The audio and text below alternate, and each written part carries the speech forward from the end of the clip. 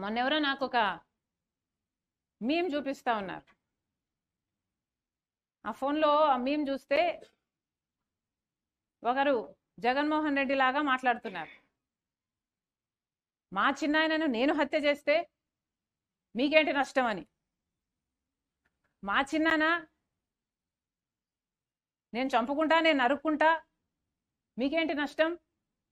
నా చెల్లి నేను నెత్తిన పెట్టుకుంటా, లేకపోతే క్యారెక్టర్ అసాసినేట్ చేస్తా, మీకేంటి నష్టం. నా తల్లి కోర్టుకి ఈడుస్తా, మీకేంటి నష్టం. మా నాన్న సిబిఐ ఛార్జ్ షీట్లో చేరుస్తా, మీకేంటి నష్టం.